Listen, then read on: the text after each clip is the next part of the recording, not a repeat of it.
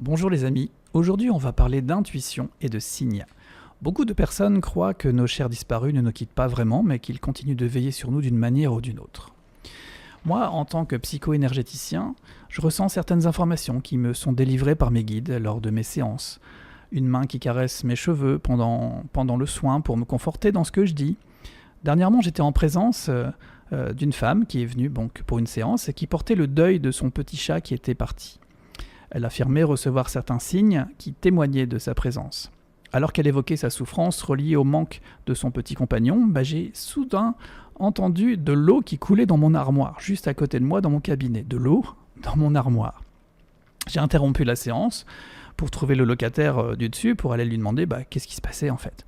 Et lui-même il ne comprenait pas parce qu'il n'y avait aucun point d'eau à l'endroit de mon armoire à l'étage du dessus. Il est revenu me voir une heure après avec l'explication. Son propre chat avait renversé sa gamelle d'eau le long de ses plaques chauffantes et elle avait coulé jusqu'à mon étage. Est-ce que vous croyez vraiment encore à une coïncidence ? J'ai moi-même remercié le petit chat de la dame pour ce petit bonjour merveilleux à sa maîtresse. Ça, c'était vraiment un chouette signe. Une autre fois, c'est le chien du voisin qui s'est mis à hurler à la mort alors que je recevais simultanément une personne qui était dans le deuil. Cultiver la gratitude, c'est essentiel parce que ce sont véritablement des trésors et des cadeaux du ciel. Les esprits de l'au-delà peuvent effectivement jouer un rôle dans l'aide apportée pour les thérapeutes, en particulier ceux qui travaillent dans une optique spirituelle et énergétique. Voilà comment les esprits peuvent travailler. Alors, la guidance et l'inspiration. Les esprits peuvent transmettre des messages ou des conseils aux thérapeutes en leur offrant une guidance intuitive pour mieux comprendre la situation de leur patient ou pour choisir la meilleure approche thérapeutique. Cela peut se faire par la médiumnité, la clairvoyance ou d'autres perceptions extrasensorielles. On va trouver ensuite la protection, le soutien énergétique. Certains thérapeutes croient que les esprits bienveillants ou guides spirituels peuvent offrir une protection énergétique en aidant à créer un espace de travail sûr et pur. Ils peuvent également soutenir le thérapeute ou le patient lors de séances difficiles en leur apportant paix et réconfort. On va trouver ensuite la transmission de messages aux patients directement. Dans certains cas, les esprits peuvent communiquer directement avec les patients, notamment lors des séances de médiumnité ou de communication avec les défunts en apportant des messages de réconfort, de guérison ou de guidance. Et ça peut renforcer la confiance et la foi dans le processus thérapeutique. On va trouver aussi l'activation de la conscience, de la guérison intérieure. Les esprits peuvent aider à couvrir la conscience du patient en facilitant des prises de conscience profondes ou des expériences de guérison spirituelle. Leur présence peut encourager le patient à se reconnecter à sa propre sagesse intérieure. On va trouver aussi un soutien lors de pratiques spirituelles ou énergétiques, comme par exemple des thérapeutes qui vont intégrer des pratiques comme la méditation, le travail avec les chakras ou la visualisation peuvent ressentir la présence d'esprits guides ou de forces bienveillantes qui renforcent leur travail et leur permettent d'accéder à des niveaux de conscience plus élevés.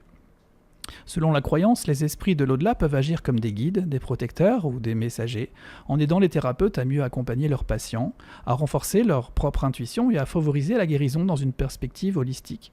Bien entendu, ça repose souvent sur la foi, la sensibilité et le discernement de chacun.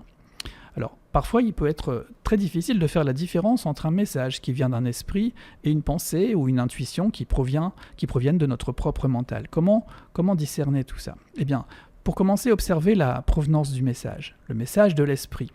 Il a souvent une qualité de sagesse, de calme ou de guidance bienveillante. Il peut apparaître comme une idée claire, une impression forte ou une voix intérieure douce mais ferme. Si c'est le mental, c'est souvent lié à nos préoccupations, nos peurs, nos jugements ou nos désirs personnels.